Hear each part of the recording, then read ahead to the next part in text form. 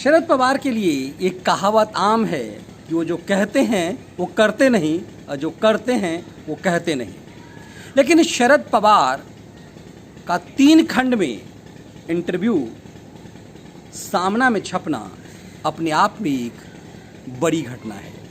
माना जाता है कि मराठी अखबार शिवसेना का मुख्य पत्र सामना में किसी शिव सैनिक के अलावा किसी भी बड़े नेता का इंटरव्यू 3 खंड में कभी नहीं छपा जो शरद पवार का छपा है। तो शरद पवार ने सामना में जो बयान दिया, गौर करने की बात है, किसी दूसरे अखबार में नहीं, सामना में उनके बयान में उन्होंने स्वीकार किया कि उनकी एक बड़ी योजना थी भाजपा को शिवसेना से अलग कर देना। ऐसा क्यों? ऐसा कह करके शरद पवार ने क्या किया?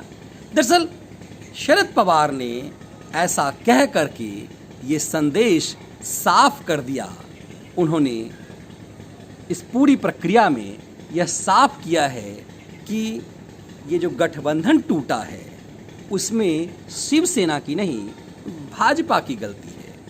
और उन्होंने एक तीर से कई निशाने ये साधे हैं जो उनके ऊपर आरोप लगते थे कि अपने भतीजे अजित पवार के मार्फत से उन्होंने देवेंद्र फडणवीस के साथ सरकार बनाने की भी योजना बनाई और दूसरी तरफ महाअघाड़ी की सरकार बनाने के भी दांव वो चल रहे थे।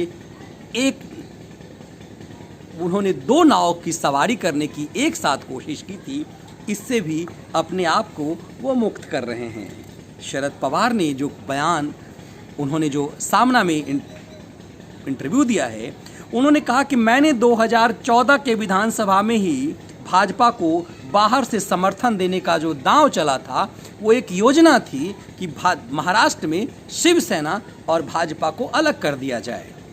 और ये योजना मेरी उसी समय से थी, लेकिन बाद में ये सरकार में शामिल हो गए और यही दांव मैंने आगे भी चला क्योंकि भाजपा के कद को कमज़ोर कर दिया जाए। शरद पवार के इस बयान के क्या मायने हैं? शरद पवार के इस बयान के मायने ये हैं कि वो दिखाने की कोशिश तमाम भाजपा विरोधियों में कर रहे हैं कि उनकी योजना सिर्फ भाजपा को कमज़ोर करने की है। उन्होंने यह भी कहा कि जब संसद के अंदर वो प्रधानमंत्री से मिले थे तो उनके पास एक प्रस्ताव था कि वो भाजपा के साथ मिलकर के सरकार बनाएं, लेकिन उन्होंने इसको खारिज कर दिया। इस बयान के मार्फत से अपने ऊपर लगे उस दाग को वो अनुत्तर प्रश्न का उत्तर भी एक तरह से दे रहे हैं, जिसमें जो अभी तक अनुत्तरित है कि अजित पवार ने देवेंद्र फडणवीस के साथ मिलकर के जो शपथ ग्रहण किया था अहले सुबह एकदम सवेरे सवेरे, वो क्या थे?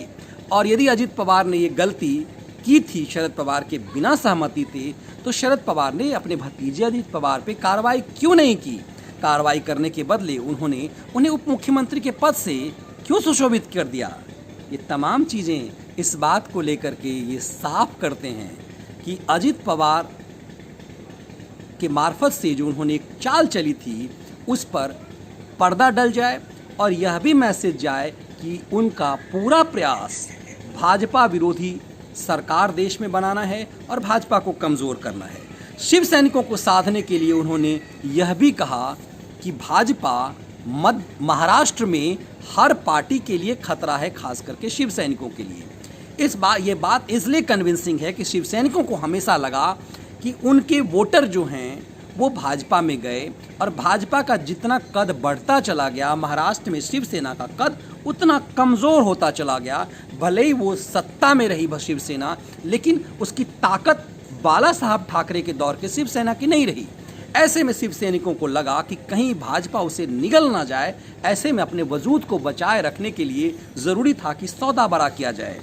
इस बात को इस पॉलिटिक्स को समझने की बहुत महत्ता है कि शिव सैनिक के ऊपर जो आरोप लगते हैं कि वो शरद पवार के साथ मिल गए, वो कांग्रेस के साथ मिल गए, उसके लिए शरद पवार का ये इंटरव्यू जवाब है कि उनकी ये मजबूरी है क्योंकि भाजपा उन्हें निगल रही थी।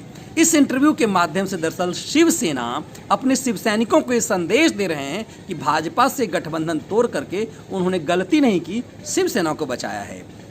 उन्होंने एक बात और कही कि 1980 में जब वो उन्हें मुख्यमंत्री पद से हटाया गया, वो हटे तो वो एक प्रभावशाली नेता प्रतिपक्ष बने। और इस बात को लेकर के उन्होंने देवेंद्र फडणवीस पे एक तरह से कटाक्ष किया है कि देवेंद्र फडणवीस सत्ता में आने की जल्दबाजी में हैं। और उन्होंने एक बात और कही कि देवेंद्र फडणवीस इतने बड़े नेता नहीं हैं जितना वो बन रहे हैं। भाजपा के केंद्रीय नेतृत्व में उनकी कोई औकात नहीं है, उन्हें सिर्फ मुख्यमंत्री बना करके महाराष्ट्र में रखा गया है। और इस बात को लेकर के उन्होंने यह संदेश दिया कि फिर हम देवेंद्र फडणवीस के साथ सरकार क्यों बनाते हैं।